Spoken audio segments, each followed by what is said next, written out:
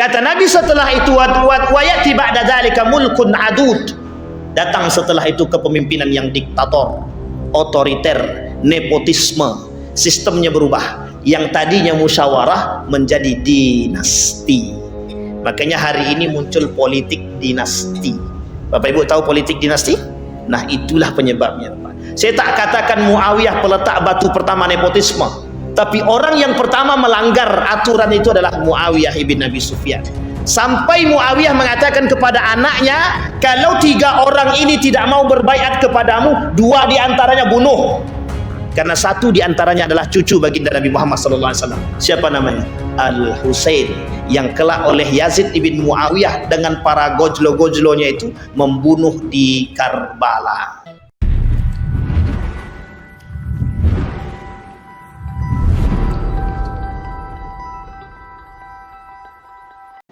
A'udzu billahi minasy syaithanir rajim. Bismillahirrahmanirrahim. Assalamualaikum warahmatullahi wabarakatuh.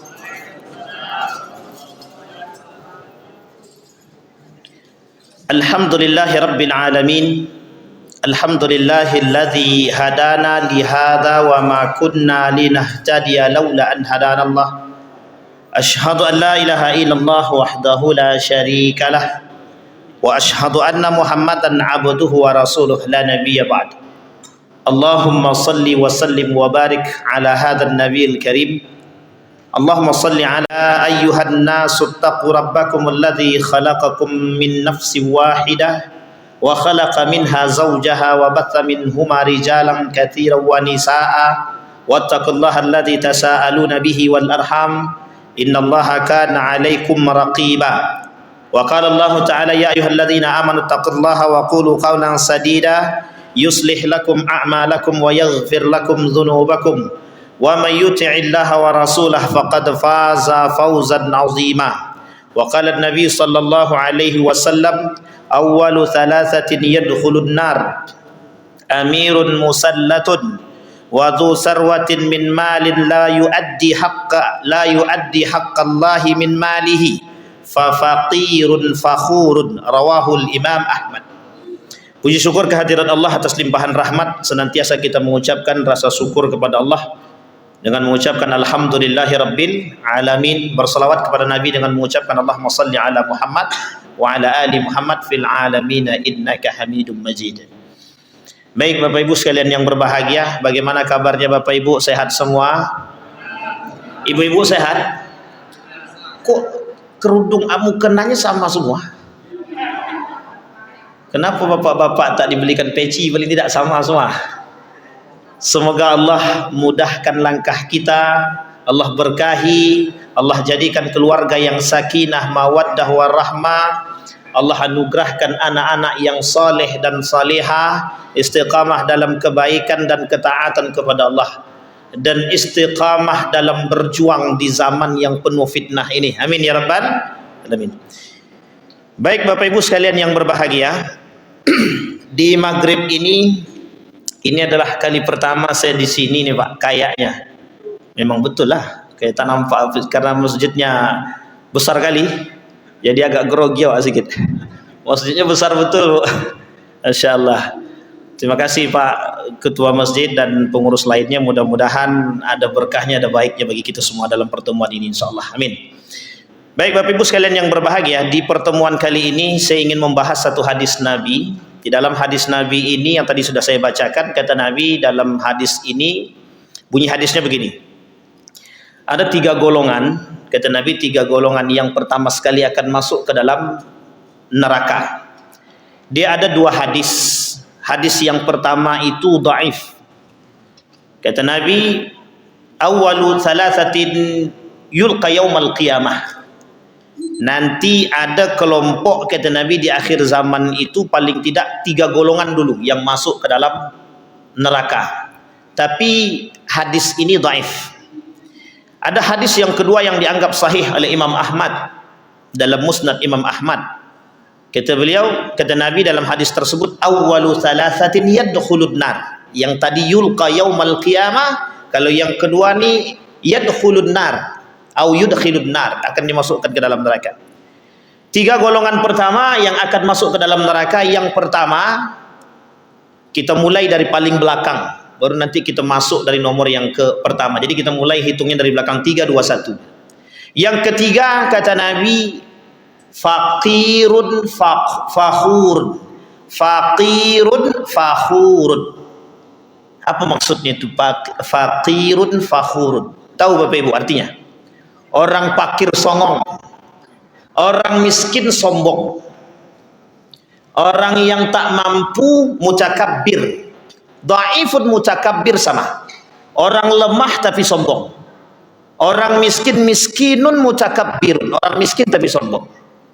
Kemudian yang ketiga artinya sama, orang-orang yang fakir. Fakir itu tak memiliki, kondisi diri dia lemah. Kemudian fakhur. Fakhur itu orang yang suka mengangkat diri, sombong, angkuh, takabur dan lain sebagainya. Ini nomor 3. Saya perkuat dari hadis Nabi yang lain, tapi hadis ini hadis qudsi. Dalam hadis qudsi ini Allah berkata, jadi Nabi cuma menukil perkataan Allah. Qala Nabi sallallahu alaihi wasallam wa qala Allah taala. Jadi kalau dah begitu tandanya hadis qudsi. Jadi hadis qudsi itu wahyu kalam Allah yang tak masuk dalam Quran. Tapi ada. Mana dia tu hadis qudsi namanya? Dia ada hadis saja, apa bedanya? Kalau hadis saja perkataan dari Nabi, maknanya dari Allah. Kalau hadis qudsi kedua-duanya dari Allah, makna dan perkataannya dari Allah semua. Kemudian apa kata Allah dalam hadis qudsi tersebut? Langsung dia ada 6 tingkatan, tapi saya ambil yang paling ini. Kata Allah, uhibbu thalathan wa hubbi li thalathin asyad. Aku mencintai 3 perkara, tapi kecintaanku terhadap 3 perkara jauh lebih aku benci. Jauh lebih aku cintai. Tapi kita ambil yang kedua. Abghadu thalathan wa bughdi li thalathin asyad. Aku membenci 3 perkara, tapi kebencianku terhadap 3 perkara jauh lebih aku benci. Kata Allah, di antara 3 kebenciannya tadi, kita ambil yang nomor 3. Abghadu al-ghani al-mutakabbir wa bughdi lil faqir al-mutakabbir asyad. Aku membenci orang kaya yang sombong. Ada satu pernyataan yang muncul di kalangan masyarakat begini. Dia wajar sombong, dia kaya. Tidak ada orang kaya tu orang kaya tu sombong tu tidak wajar.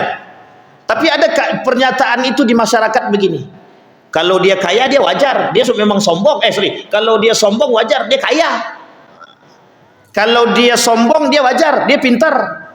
Kalau dia takabur dia wajar, tapi dia memang pintar. Itu tidak ada, itu perkataan yang tidak boleh kita pegang. Tidak ada kewajaran dalam kesombongan, itu tidak ada. Wajar dia sombong karena dia kaya, wajar dia angkuh, itu kan harta-harta dia. Tak ada kewajaran dalam kesombongan. Tapi kami mencuri demi kebaikan. Nah, itu dia. Ini mesti sudah lama dulu bahasan ini. Kami mencuri memang, tapi kami mencuri demi kebaikan. Boleh apa tak boleh? Tak ada kata boleh dalam mencuri, itu tak ada. Salah mencuri, salah. Tapi ketika dia melakukan kebaikan, kebaikan ditimbang dengan kebaikan, keburukan ditimbang dengan keburukan. Jadi timbangannya beda-beda, tidak sama. Nah, kembali kepada masalah tadi. Kata Allah, aku benci dengan orang kaya yang sombong, kata dia.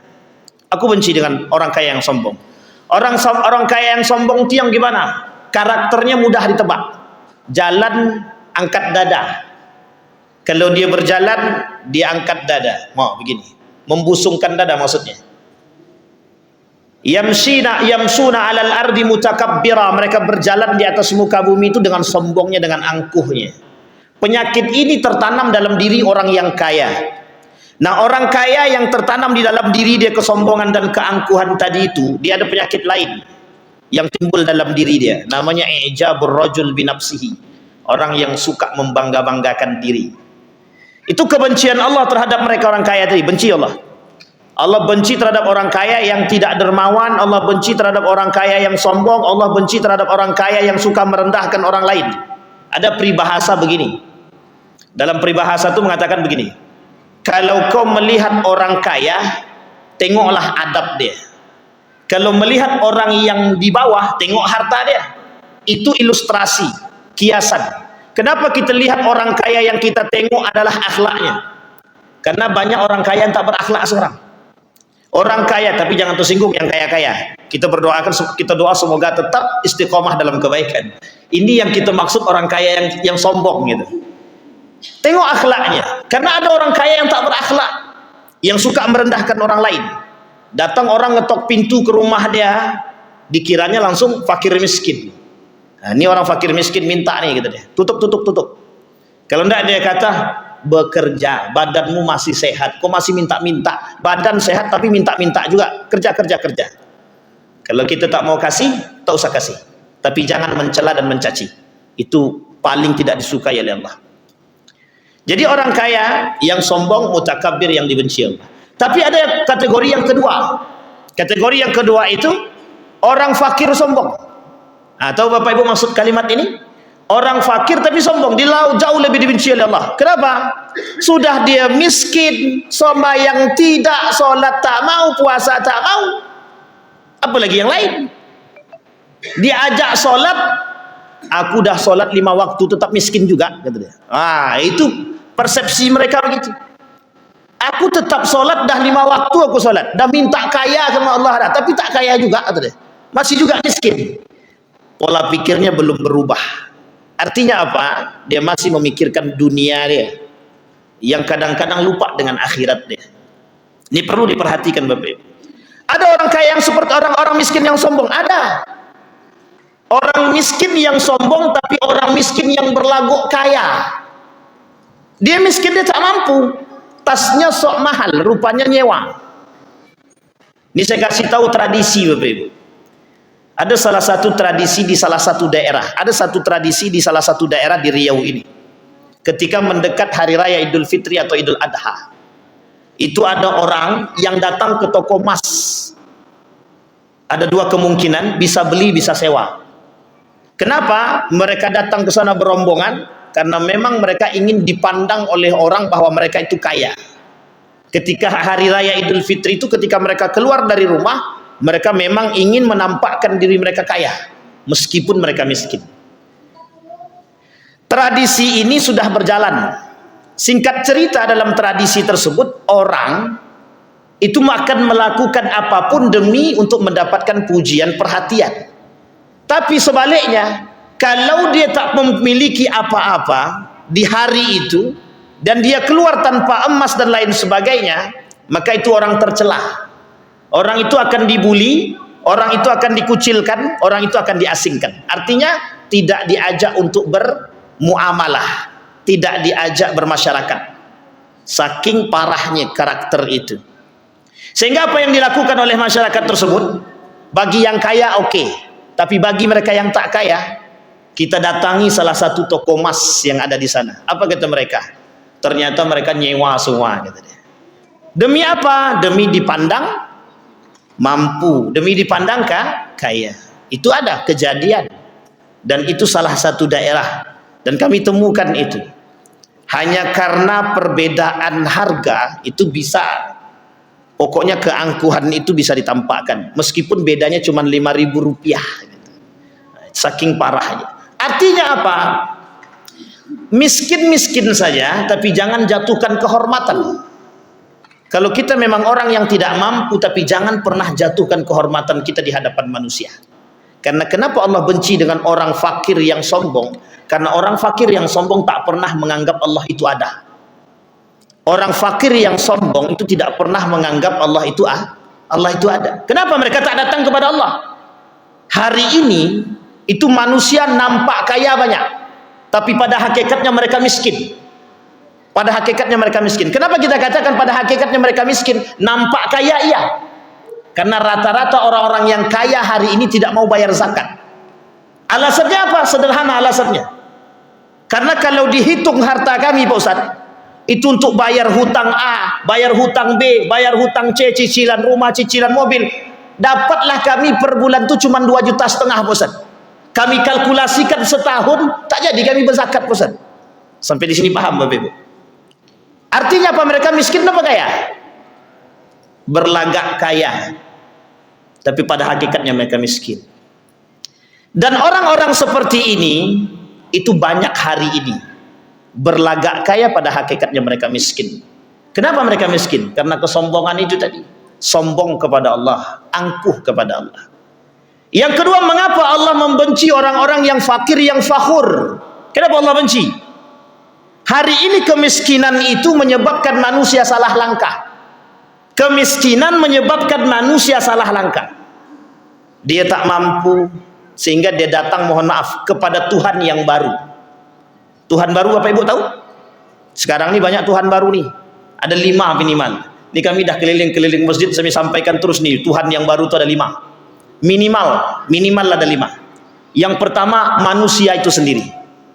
Karena banyak manusia hari ini minta sama manusia. Jadi kan Tuhan baru itu namanya. Bang, tolong aku bang. Tapi dia tak pernah datang kepada Allah. Dia datangnya kepada manusia. Ketika manusia tadi mampu memberikan bantuan kepada dia, pujian akan datang kepada orang yang mampu memberikan bantuan tadi. Baik kalilah bapak tuh. Baik kalilah si anu tuh. Kalau bukan karena dia, aku mungkin tak dapat pinjaman. Susah. Kalau bukan karena dia, aku mungkin tak dapat pinjaman. Rusak akidah kita sudah. Kenapa? Dia sudah mentuhankan manusia. Dia berkata dalam hati dia secara tidak langsung, dia sudah meniadakan keberadaan Allah. Bapak Ibu sekalian yang berbahagia, permasalahan akidah sensitif. Jangan pernah kesampingkan dari lidah kita itu bismillah. Jangan pernah kesampingkan. Segala sesuatu itu adalah urusan Allah dan takdirnya Allah, dan Allah yang membantu, bukan manusia. Artinya apa? Mereka sehari ini berdatangan kepada manusia. Bahkan mohon maaf, demi sesuatu yang tidak bergantung dengan kehidupan antara hidup dan mati, bukan masalah urgen. Mereka rela datang kepada manusia dan merendahkan diri dia di hadapan manusia. Bang, tolonglah bang, anakku belum masuk kerja sama sekali lagi. Udah lama dia nganggur bang. Dipilih abang ini tak datang ke anggota dewan, tak berhasil naik kepala dinas, tak berhasil naik wali kota, tak berhasil naik gubernur, tak berhasil juga bunuh diri dia. Artinya apa? Sudah banyak Tuhan-Tuhan baru hari ini yang bermunculan. Demi apa? Demi jabatan. Demi apa? Demi pekerjaan. Demi apa? Demi makanan. 2006, 2010 itu jelas akidah rusak hanya karena satu kardus mie goreng dan mie rebus. Yang masih ingat silahkan diingat-ingat. Ketika terjadi gempa, gunung meletus, apa kata mereka? Kalau kalian mau makan, aku rela, kami siapkan ini, ada mie rebus, mie goreng 1 kardus. Kami kasih. Catatannya cuma 1. Ganti akidah kalian, masuk ke agama kami. Apa yang mereka lakukan? Demi kehidupan, kalau kami tak makan, kami mati. Mereka gadai akidah mereka demi super mie, demi mie rebus, mie goreng. Hari ini secara tidak langsung sama. Tidak ada kaitannya dengan kematian. Sekalipun mereka tidak dapatkan pekerjaan, mereka masih bisa makan. Tapi mengapa manusia masih mengemis kepada manusia? Mengapa tidak datang kepada Allah dulu? Itu disebut dengan fakirun fakhur. Orang yang miskin. Dia tidak hanya sekedar miskin harta, tapi dia miskin pada hati dia. Sampai di sini paham Bapak Ibu ya? Ini konteksnya. Sehingga kata Allah, aku membenci orang kaya yang sombong, tapi kebencianku terhadap orang fakir yang sombong jauh lebih aku benci. Abghadul ghani al-mutakabbir wa bughdi lil faqiril mutakabbir asyad. Kebencianku terhadap orang fakir yang sombong, yang mutakabbir, jauh lebih aku benci. Itu yang ketiga. Sekarang kita masuk yang kedua. Di nomor yang kedua itu ada yang disebut dengan dzu sarwatin min malin la yuaddi haqqillahi min malihi.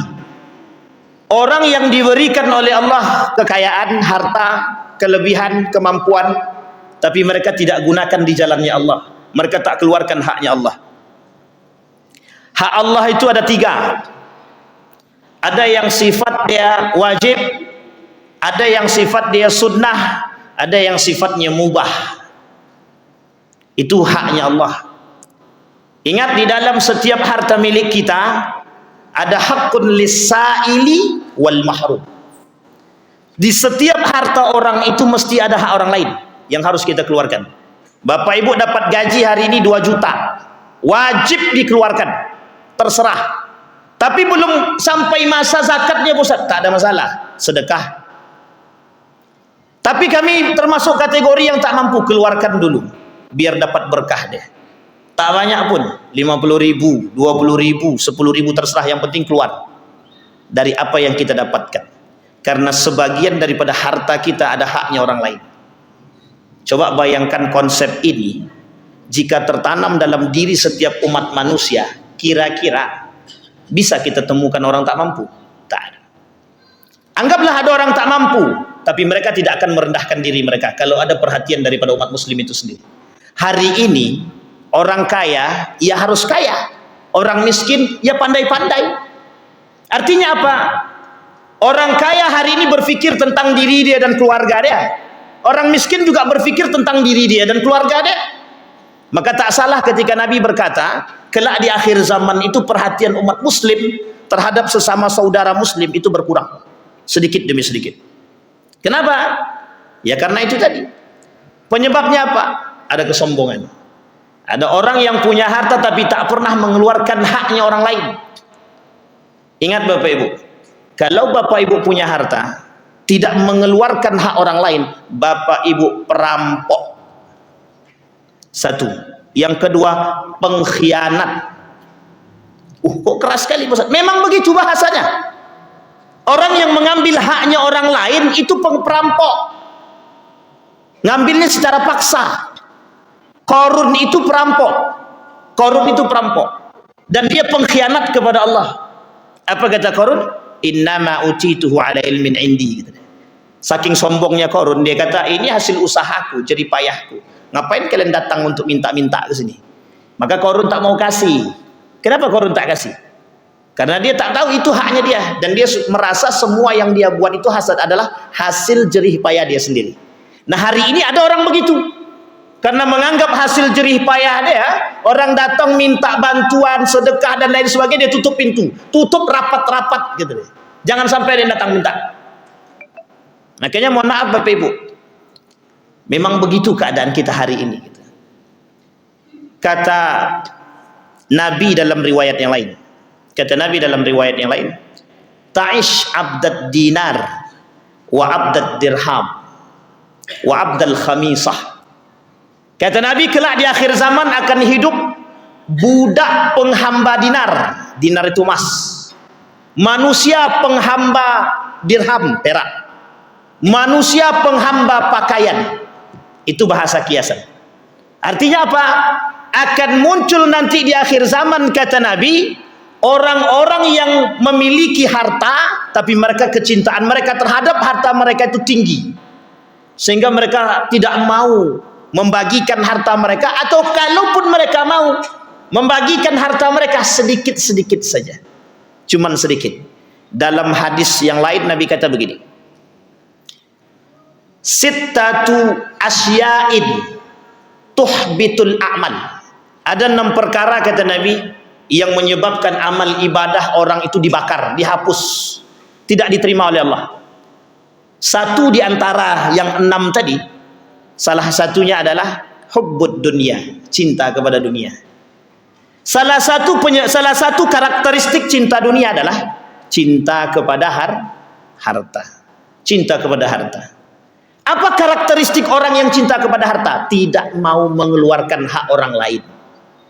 Apa karakteristik orang cinta kepada harta? Sulit untuk mengeluarkan sedekah.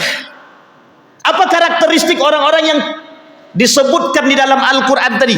Orang-orang kaya tapi kemudian itu mereka enggan mengeluarkan harta mereka, berat mengeluarkan harta mereka. Dalam Al-Quran orang seperti ini disebut dengan munafik, bukan fasik, tapi munafik. Tapi munafik itu fasik apa tidak? Fasik. Orang fasik munafik apa tidak? Belum tentu. Tapi orang munafik mesti fasik. Orang fasik belum tentu munafik. Tapi orang yang enggan mengeluarkan haknya orang lain, perampok, pengkhianat kepada Allah. Mereka masuk dalam kategori, kalau punya sifat pengkhianat, maka mereka masuk dalam kategori munafik. Bapak Ibu sekalian yang berbahagia, apa maksud daripada ayat yang tadi? Dzu sarwatin min malin la yuaddi haqqillah min malihi. Apa maksudnya? Orang-orang yang enggan bersedekah, orang-orang yang enggan mengeluarkan zakat. Abu Bakar memerangi itu, diperangi oleh Abu Bakar. Kenapa? Karena mereka tak mau bayar zakat. Apa alasannya? Karena kata Abu Bakar, kalau tidak orang-orang ini diperangi, maka besok tidak ada syariat tidak ada syariat zakat. Yang hari ini syariat zakat aja ada, banyak orang tak mau bayar. Dengan alasan apa? Alasannya, harta kami habis bayar hutang, rumah bertingkat 2, mobilnya 3. Tidak mau dia bayar zakat. Alasannya mobil masih nyicil, rumah masih nyicil. Makanya mohon maaf, dalam rumah tangga itu tidak ada nyamannya, berantem terus, anaknya mohon maaf bermasalah dan lain sebagainya. Karena apa? Karena dia sedang merampok haknya orang lain. Kenapa? Karena mereka sedang makan harta orang lain. Orang yang memakan harta orang lain dan enggan memberikan haknya orang lain, mereka masuk dalam kategori dan dimasukkan oleh Allah ke dalam neraka sakar. Nerakanya sakar. Apa yang mereka lakukan? Pelaku dosa besar. Jadi Bapak Ibu sekalian yang berbahagia, itu kalau kita pahami, sebenarnya menakutkan. Tapi mengapa kok orang hari ini tak takut? Ya karena neraka itu tak nampak. Karena dibayangkan dengan akal, bukan dibayangkan dengan hati dan iman. Kalau dibayangkan dengan hati dan iman orang takut. Tapi karena dibayangkan dengan akal, tak takut mereka. Alah, nggak apa-apa, besok kan aku bisa tobat. Begitu bahasa mereka. Sehingga mohon maaf. Ketika orang bekerja, mereka terimbas dengan rasa cinta kerja tadi, nafsu dia tinggi. Sehingga apa yang terjadi pada diri dia? Dia menganggap pekerjaan itu menjadi segala-galanya tanpa ada yang lain. Sehingga orang lain datang meminta, dia anggap tidak kerja. Orang lain datang meminta untuk bantuan dia enggan mau membantu. Apalagi kalau yang mengemis, mohon maaf, yang datang mengemis itu orang-orang yang badannya masih kuat. Ingat Bapak Ibu, kalau kita tidak mau memberikan sedekah kita kepada orang, itu urusan kita masing-masing. Tapi jangan pernah dicaci dan dimaki. Andai kata itu benar orang yang datang adalah, mohon maaf, malaikat, maka mereka akan bersaksi kepada Allah bahwa orang itu telah melakukan kerusakan. Tapi bayangkan, andai kata, mohon maaf, betul ternyata itu manusia, dia sengaja berpura-pura miskin saja, maka bisa jadi dari apa yang kita berikan tadi, bisa jadi merubah hati dia yang tadi pura-pura miskin bisa menjadi orang yang kuat. Kita tidak tahu dari tangan siapa hidayah tersebut. Dan ini nyata. Saya bertemu dengan seorang ibu-ibu. Ketika ada pengemis datang meminta kepada kita, dan kita kasih, Pak. Habis itu kita yang habis dicaci maki sama ibu-ibu tadi. Kenapa kamu kasih? Itu kan masih badannya masih sehat, pokoknya ngomel panjang lebar lah. Panjang lebar nih ngomong. Kemudian terakhir saya bilang begini, andai kata itu malaikat, maka ibu termasuk penghuni neraka, segitu. Diam langsung ibunya. Kenapa? Kita tidak tahu, Pak, tangan orang itu bagaimana, kita tidak tahu. Kalau kita tak mau kasih, selesai, tak usah kasih. Tapi jangan pernah mencaci dan memaki. Kalau benar ternyata, mohon maaf, mereka memang kuat, mampu dia. Tapi kalau memang ketika itu mereka tidak punya apapun untuk dimakan, orang kerja apa langsung dapat? Hari ini dia butuh makan untuk hari ini. Setelahnya kita nggak tahu. Kalau benar mereka hari ini belum makan sama sekali, dan kita tidak kasih, bagaimana pertanggungjawaban kita kepada Allah? Apa yang mau kita tanggung jawabkan? Maka mohon maaf Bapak Ibu, kenapa hari ini umat muslim itu begini keadaannya? Bapak Ibu harus perhatikan baik-baik hari ini. Fenomena mana yang disampaikan oleh Nabi yang tidak terjadi? Dalam hadis hadis akhir zaman itu, fitnah akhir zaman, hadis mana yang disampaikan oleh Nabi yang tidak terjadi? Tidak ada, Pak. Semua terjadi. Termasuk apa? Perhatian umat muslim terhadap umat muslim itu sendiri. Yusallimu ala man arafa wa la yusallim ala man la ya'rif, kata Nabi. Dan itu nyata. Apa nyatanya? Hari ini orang yang punya perhatian hanya kepada orang yang dia kenal, tapi dia tak pernah berpikir kepada orang yang tidak dia kenal. Bahkan mohon maaf, saking parahnya, kadang-kadang dalam kompleks kita masih ada orang yang tidak kita kenal, tapi dia tak mampu, dan kita tak punya perhatian kepada mereka. Coba bayangkan, bagaimana pertanggungjawaban kita kepada Allah? Dalam kitab Kasyifatul Qulub, Imam Al-Ghazali mengatakan, rajinlah orangnya sholat, ibadahnya kuat, tahajudnya oke, duhanya oke. Apa kata malaikat? Aku tidak diperintahkan oleh Allah untuk menuliskan namamu dalam catatan amal baik, kata dia. Sederhana Pak. Rajin sholat, rajin tahajud, rajin duha, tapi tidak diperintahkan oleh Allah untuk menulis. Malaikat tidak diperintahkan oleh Allah untuk menuliskan namanya. Kata Imam Al-Ghazali. Menangis orang tadi Pak yang dianggap soleh oleh kalangan masyarakat. Kenapa? Ternyata masih ada orang yang tak mampu di sebelah rumahnya yang tidak pernah dia perhatikan. Ternyata masih ada orang yang tak mampu. Pak, hablum minallah dan hablum minannas itu imbang. Imbang. Ada orang yang mohon maaf ahli di bidang kemaksiatan. Seorang ulama baru-baru ini bermimpi bertemu dengan baginda Nabi Muhammad SAW. 5 kali mimpi dia. Apa dalam mimpinya? Dalam mimpinya cuma dikatakan kepada orang yang, kepada ulama tersebut, datang ke Mekah, temui Fulan bin Fulan. Dia ahli surga. Bingung ulama dari Syria ini. Datang dia ke Mekah, bertemu dengan ulama yang di Mekah untuk mengawankan dia untuk bertemu dengan pemuda tersebut. Sampai ke tempat kampung pemuda tadi, jaraknya tidak jauh, cuma 30 menit. Apa kata orang kampung di situ? Ngapain para ulama kok ketemu dengan pemuda tersebut? Dia tuh ahli maksiat, tukang minum, pokoknya pemaksiat. Apa kata ulama tadi? Saya tetap akan ketemu dengan dia, karena itu perintah. Ketemu dia. Setelah dia ketemu, dia tak yakin dengan apa yang dia mimpikan. Kok tidak seperti yang dia bayangkan? Ternyata Bapak Ibu sekalian yang berbahagia. Kata ulama tadi kepada laki-laki, aku tidak tahu dan aku bingung sampai hari ini. Mengapa aku di dalam mimpiku Rasul mengatakan bahwa engkau ahli surga? Saya tak tahu apa alasannya. Sederhana Pak. Dipikir oleh pemuda tadi, tidak tahu apa kehebatan pemuda tadi. Ternyata ada satu yang dia ingat. Rezeki yang dia dapat, keuntungan yang dia dapat, gaji dia yang dia dapat, itu dia bagi 2 dengan janda yang ada di samping rumah dia. Janda itu punya 2 anak yatim, dan itu yang dia kasih makan. Setengah gaji dia untuk janda tadi, setengah untuk keluarga dia. Selama bertahun-tahun dia lakukan ketika wafat pemuda tersebut atau suami daripada janda tadi. Apa yang terjadi? Pemuda tersebut dibawa oleh para ulama tadi.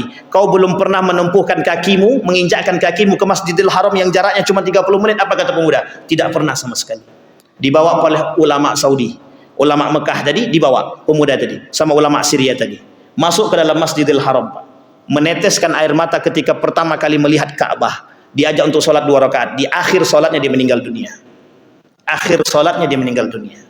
Kita tak tahu kehidupan orang itu Pak. Yang tahu, yang punya cerita Allah. Mengimbangi hablum minallah dan hablum minannas itu penting. Bahkan tidak bisa setengah-setengah. Rajin ibadah belum tentu masuk surga. Pemaksiat belum tentu masuk neraka.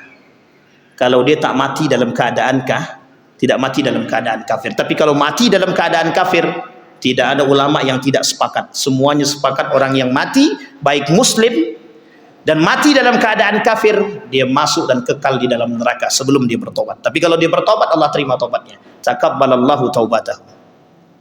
Jadi Bapak Ibu sekalian yang berbahagia, yang kedua tadi adalah orang-orang yang punya harta tapi sombong dengan harta dia. Orang-orang yang punya harta tapi enggan mengeluarkan haknya orang lain. Orang-orang yang punya harta tapi enggan mengeluarkan untuk haknya Allah. Haknya Allah itu apa? Sedekah yang kita lakukan. Bapak Ibu pengen dapat jariah, silahkan cari anak-anak yang sedang sekolah, bantu dia. Coba kita munculkan perhatian kita hari ini. Andai kata setiap orang di antara bapak-bapak yang ada di sini punya 1 anak angkat saja, tak perlu 1 juta sebulan, 100.000 saja per bulan, betapa senangnya hati mereka. Tapi hari ini kan kita tak berpikir begitu. Yang kita pikirkan apa? Diri kita sendiri. Umat muslim hanya berpikir tentang diri mereka sendiri. Makanya tak salah ketika Nabi mengatakan dalam riwayatnya, kelemahan umat muslim hari ini karena mereka berpatok pada diri mereka sendiri. Mereka tak pernah berpikir tentang orang lain. Salahkah? Salah. Kenapa hari ini umat muslim kok lemah sekali? Kenapa hari ini mohon maaf umat muslim tidak memiliki kekuatan? Ya karena kita masing-masing, kita sendiri-sendiri. Kita tidak diajak untuk bersatu, justru kita diajak untuk berpecah. Setiap orang di antara kita diajak untuk membenci antara satu dengan yang lain. Kita tak diajak bersatu, kita diajak untuk membenci. Siapa yang punya program itu? Yahudi dan Nasrani. Siapa yang mengikuti? Kita. Na'udzubillah, tsumma na'udzubillah. Itu yang kedua dalam hadis yang tadi. Kemudian yang pertama, Awalu thalathatin yadkhulun nar, 3 golongan pertama yang akan masuk ke dalam neraka, yang ketiga sudah, yang kedua sudah, yang sekarang yang pertama. Kata Nabi, amirun musallatun, pemimpin munafik yang zalim. Bapak Ibu sekalian yang berbahagia, kalau berbicara ini sensitif, tapi tak apa-apa kita sampaikan.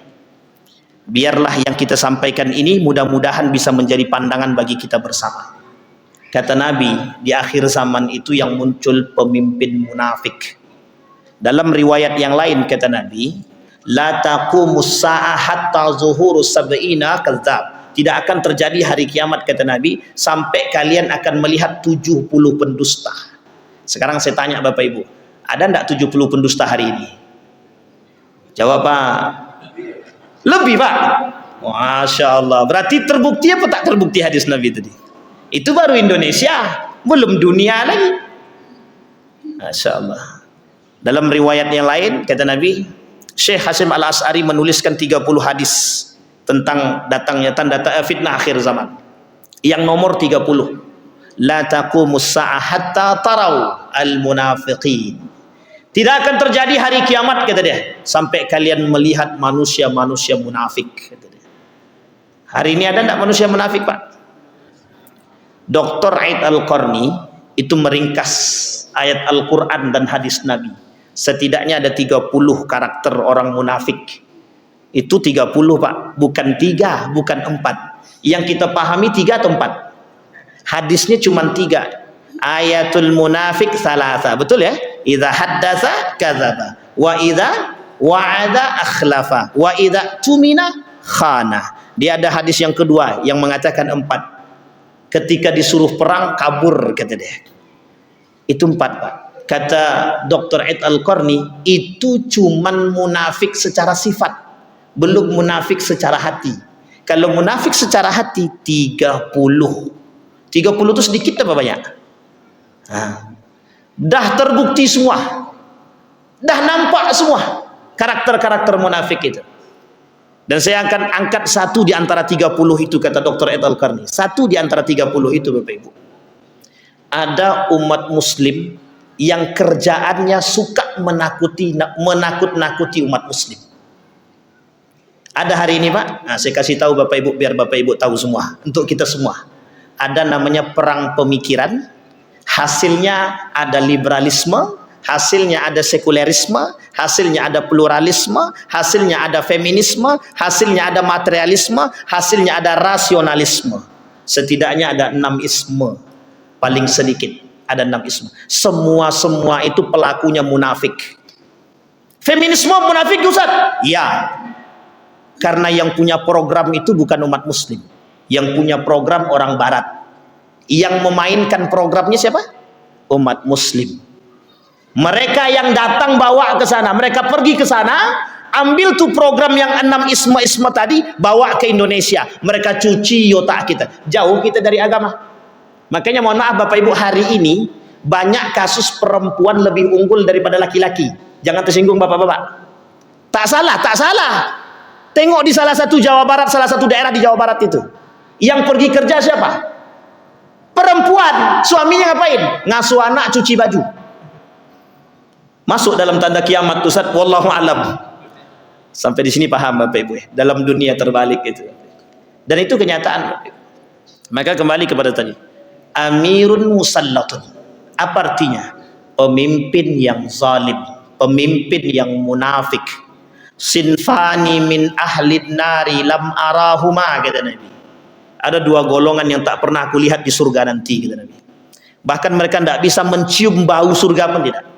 Rajulun ma'ahum siyat yadribuna bihan nas. Pemimpin munafik yang zalim, diktator, otoriter. Pemimpin yang takut kehilangan kekuasaan. Pemimpin yang yang mendapatkan kekuasaan dengan cara yang zalim. Pemimpin yang naik dengan cara suap. Pemimpin yang naik dengan cara kemunafikan, dengan cara kedustaan, dengan cara tipu daya, dengan cara makar dan lain sebagainya. Itu semua pemimpin yang zalim, pemimpin yang munafik. Mereka itu semua kata Nabi penghuni neraka. Bapak Ibu tahu nerakanya apa? Neraka jahanam. Makanya kenapa orang yang salah satu di antara 7 golongan yang mendapat naungan, satu di antaranya adalah imamun adil, pemimpin yang adil. Kapan mulai itu Bapak Ibu? Kita runut sejarah sedikit. Sejarah itu terulang. Saya ingin angkat satu sejarah Bapak Ibu. Pada masa Muawiyah ibn Abi Sufyan, ini Bapak Ibu dah paham sejarah ini. Muawiyah ibn Abi Sufyan mengangkat anaknya dan mengganggu dan memutuskan perjanjian, ingkar terhadap janji. Kata Al-Hasan, anak Ali bin Abi Thalib, aku serahkan kepemimpinan ini, khilafah ini kepadamu Muawiyah, dengan catatan ada 2 syaratnya. Yang pertama, jangan caci maki ayahku di hadapan publik. Muawiyah menolak. Kemudian diminta lagi sama Al-Hasan, jangan caci maki ayahku di depan keluarganya. Oke, kata Muawiyah. Syarat yang pertama. Syarat yang kedua yang diajukan oleh Al-Hasan kepada Muawiyah, kalau aku mati duluan, maka ketika masa kepemimpinanmu habis, kata Al-Hasan kepada Muawiyah, kembalikan kepada Dewan Syura atau musyawarah kepada para sahabat Nabi yang masih hidup. Tapi kalau engkau mati duluan, aku masih hidup, masa kepemimpinanmu habis, maka akulah yang berhak menjadi pemimpin selanjutnya. Itu kata Al-Hasan. Meninggal Al-Husain tak lama kemudian, meninggal Al-Hasan kemudian, tak lama diracun. Al-Hasan meninggal diracun. Nabi diracun. Nabi Muhammad SAW diracun. Memang tidak langsung mati, tapi dampaknya menyebabkan Nabi sering sakit. Sering sakit. Al-Hasan diracun. Ketika diracun kemudian Al-Hasan meninggal. Apa yang dilakukan? Harusnya ketika Al-Hasan habis masa, ketika Muawiyah habis masa kepemimpinannya, dia harus menyerahkan dinasti atau khilafah tersebut kepada Majlis Syura. Tapi apa yang dilakukan oleh Muawiyah? Dia mengangkat anak dia yang bernama Yazid ibn Muawiyah, yang oleh ulama Syam ittafaqal ulama ala fisqihi. Semua ulama Syam sepakat, Damaskus sepakat kefasikan daripada Yazid ibn Muawiyah. Hari ini pemimpin-pemimpin kita fasik apa tidak? Mesti tak berani nyakap. Sama Pak. Dipotong Bang ya. Artinya apa? Kita tidak mengatakan mereka fasik, tapi ya terserah. Artinya Bapak Ibu sekalian yang berbahagia, pemimpin yang zalim itu kata Nabi akan muncul kelak di akhir zaman. Al-khilafatu min ba'di 30 sanah. Setelah aku, kata Nabi, akan terjadi 30 tahun kepemimpinan yang dianggap adil oleh Nabi. Abu Bakrin Siddiq, Khulafaur Rasyidin, Abu Bakrin Siddiq, Umar bin Al-Khattab, Uthman bin Al-Affan, kemudian Ali bin Abi Thalib, dan terakhir anak Ali bin Abi Thalib namanya Al-Hasan, memerintah selama 7 bulan.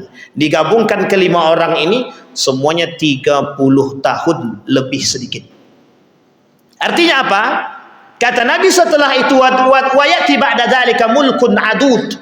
Datang setelah itu kepemimpinan yang diktator, otoriter, nepotisme. Sistemnya berubah. Yang tadinya musyawarah menjadi dinasti.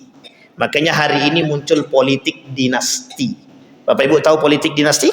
Nah, itulah penyebabnya Bapak. Saya tak katakan Muawiyah peletak batu pertama nepotisme, tapi orang yang pertama melanggar aturan itu adalah Muawiyah ibn Abi Sufyan. Sampai Muawiyah mengatakan kepada anaknya, kalau 3 orang ini tidak mau berbaiat kepadamu, 2 diantaranya bunuh. Karena 1 diantaranya adalah cucu baginda Nabi Muhammad SAW. Siapa namanya? Al-Husain, yang kelak oleh Yazid ibn Muawiyah dengan para gojlo-gojlonya itu membunuh di Karbala. Bapak Ibu sekalian yang berbahagia, itu sejarah. Artinya apa? Kepemimpinan yang zalim itu sudah diprediksi oleh Nabi 1400 tahun yang lalu. Artinya apa? Pasti terbukti apa tidak? Kata Nabi, awwalu yadkhulun nar. 3 golongan yang akan masuk ke dalam neraka. 1 diantaranya amirun musallatun. Kira-kira perkataan Nabi itu salah apa tidak? Karena apa yang disampaikan oleh Nabi, apa yang dikatakan oleh Nabi mesti wahyu. Wa ma yantiqu 'anil hawa in huwa illa wahyun yuha. Yang disampaikan Nabi mesti wahyu. Hanya saja hari ini Bapak Ibu sekalian yang berbahagia, saya ingin menyarankan kepada kita semua, tolong jaga diri kita, 1. Jaga akidah kita, 1. Dua, yang ketiga, jaga iman kita. Jangan gadaikan iman kita karena 500.000 atau 1 juta, Pak. Mohon maaf. Ini saya kasih tahu Bapak Ibu ya, hari ini kita disuruh mengamini perbuatan yang tidak bisa diaminkan oleh Islam. Dalam aturan 100.000 ke bawah itu tidak suap. Itu dalam aturan. 200.000 ke atas atau 100.000 ke atas barulah dikatakan suap. Sekarang pertanyaan saya adalah, di dalam Islam 100.000 ke bawah suap apa tidak? Mau 50.000, 100 rupiah, 50 rupiah, tetap namanya suap. Artinya apa? Hari ini kita disuruh mengamini perbuatan yang tidak benar. Cuman 100.000 ke bawah kok Pak Ustadz? Bukan masalah cumannya. Kami gadaikan agama kami demi 100.000. Lebih parah lagi. 5 juta Pak Ustadz? Tidak. 1 miliar Ustadz? Ntar dulu pikir. Nah, itu pula masalah kita hari ini. Istikharah lah dulu katanya. Kalau 5 juta kami 1 miliar kami istikharah. Astagfirullah wa atubu ilaik. Bapak Ibu sekalian yang berbahagia, saya sengaja ingin menyampaikan ini kepada kita. Ini masa pilkada. Bapak Ibu jangan pernah gadaikan diri, jangan gadaikan harga diri kita, jangan gadaikan kehormatan agama kita, jangan gadaikan akidah kita, jangan gadaikan iman kita hanya karena hal demikian. Kita butuh hari ini pemimpin yang dekat dengan agama. Itu saja. Tidak ada yang lain. Terserah siapapun mereka. Ketika mereka menjunjung tinggi kalimat la ilaha illallah dan membuat program-program yang agamis yang baik, tapi jangan menjual agama. Karena yang dikatakan oleh Allah di dalam Al-Quran, yashtaruna bi ayati samanan qalila, akan muncul manusia-manusia yang menjual agama demi kepentingan mereka, demi suara, demi kursi, dan demi semuanya. Hari ini sudah terbukti isu SARA itu adalah isu yang paling unik dan paling mudah dan paling cepat untuk mencari suara. Ini dekat, makanya Bapak Ibu, ini bentar lagi namanya sedekah musiman. Kapan sedekah musiman? Bentar lagi. Kenapa saya katakan sedekah musiman? Ya begitulah. Kalau sudah mendekat pilkada itu Bapak Ibu, masjid itu yang tadinya tak jadi cepat jadi itu. Tapi sebelum itu entah kapan-kapan jadinya kita tak tahu. Setiap orang akan datang ke masjid. Nah, Bapak Ibu sekalian yang berbahagia, saya ingin menyampaikan terakhir sebelum saya tutup. Saya menyampaikan satu nasihat yang disampaikan oleh Nabi kepada Ibnu Abbas. Ini nasihat saya kira sangat relevan untuk hari ini. Kata Nabi kepada Ibnu Abbas, ya gulam, ihfazillah yahfazka. Jagalah olehmu Allah, niscaya Allah akan menjagamu. Kita tidak mungkin Pak menjaga Allah itu tidak mungkin, karena pasti Allah lebih kuat daripada kita. Maksud hadis tersebut, jagalah olehmu nilai-nilai agama. Nilai-nilai agama. Jagalah olehmu nilai-nilai agama, niscaya Allah akan menjagamu. Bapak Ibu, jaga kehormatan agama, jaga nilai-nilai agama. Siapa lagi kalau bukan kita yang orang beriman, yang muslim? Karena Islam ini akan hilang di tangannya orang Islam itu sendiri. Islam tidak hilang di tangan orang kafir, tapi Islam akan hilang di tangan orang Islam itu sendiri. Itu perkataan Nabi. La yabqal Islam illa ismu, wa la yabqal Quran illa rasmu. Tidak akan tersisa Islam kecuali tinggal namanya, dan tidak tersisa Al-Quran kecuali tinggal lembarannya saja. Saya kira itu saja, mudah-mudahan bermanfaat bagi kita semua. Mudah-mudahan bisa dijadikan panduan dalam kehidupan kita. Mudah-mudahan bisa menjadi pandangan bagi kita untuk menjadi tolak ukur dalam kehidupan kita agar bisa menjadi lebih baik di hadapan Allah Subhanahu wa taala. Fa'tabiru ya ulil absar la'allakum tuflihun. Assalamualaikum warahmatullahi wabarakatuh.